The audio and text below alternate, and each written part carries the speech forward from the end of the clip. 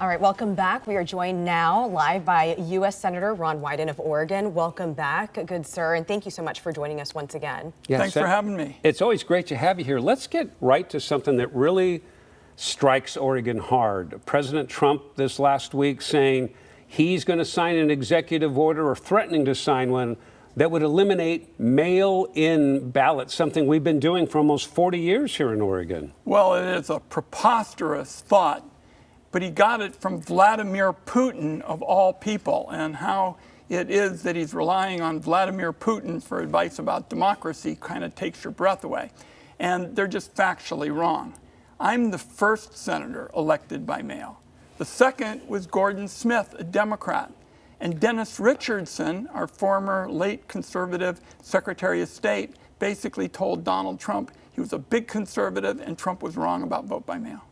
Gordon Smith, a Republican, you're saying, was Correct. I think you said Democrat, but a Republican who was elected by mail.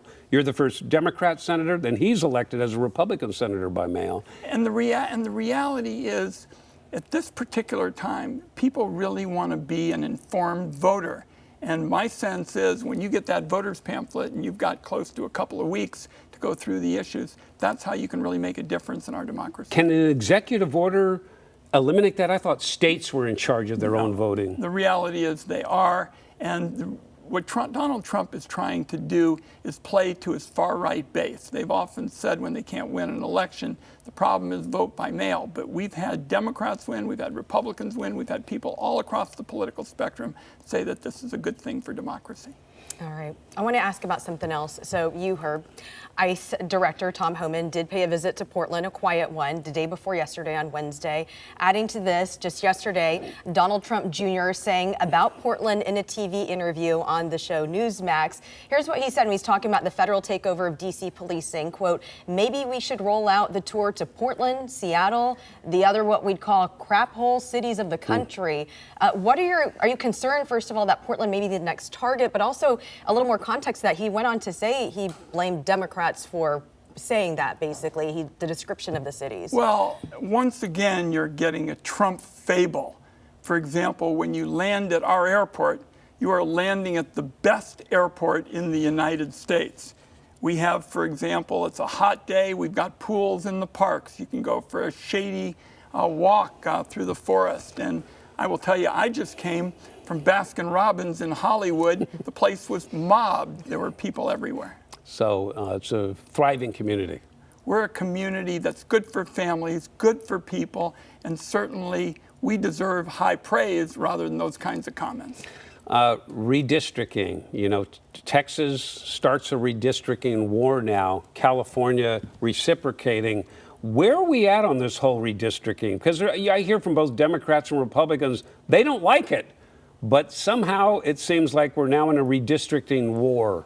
You ought to pick up again, when you want solutions that make sense from our state, how we did it. We basically said we're going to get Democrats and Republicans together. There was one district where there were some challenges, but we got it right. It got cleared by the courts.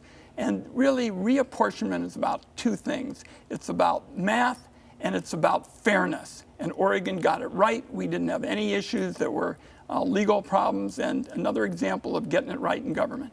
All right. Okay, now let's talk about new numbers showing Democrats falling behind in voter registration since 2020. And the polls have shown that the party has its lowest approval rating in decades. But do you think the party is going in the right direction when you hear about those latest statistics? Look, it is still early on. I don't believe these early statistics. I tell everybody the best politics is doing good policy, and that's what we're working on. We're working for secure rural schools. We're working to hold down the cost of prescription medicine. We're working on the issues where the second word is bill.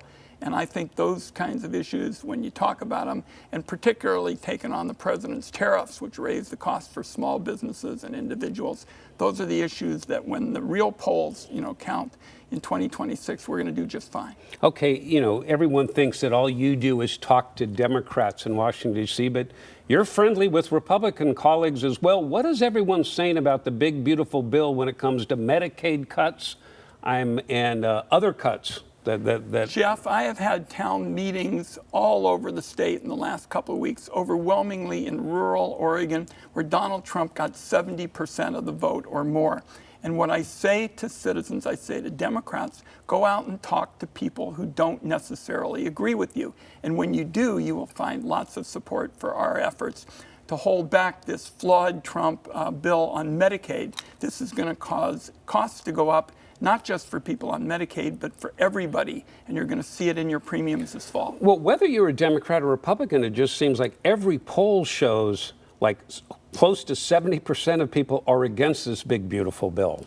Because they find out what's really in it. And as I mentioned on prescription drugs, there wasn't any need to cut Medicaid by $1 trillion. There were plenty of things that could be done in a bipartisan way. For example, Mike Crapo, the Republican senator from Idaho, he and I have reined in prescription medicine by going after these pharmaceutical benefit managers, the middlemen. Yeah. Those are the kinds of things that the public wants to hear. And when I go out to those areas where Donald Trump got 70% of the vote, my views with respect to these issues connect. All right. Well, as always, it's great to have you here. Let's do it again. Yeah, Yeah. here on the hottest day of the year so far. So stay cool, Senator. Yeah. Thank you for your time.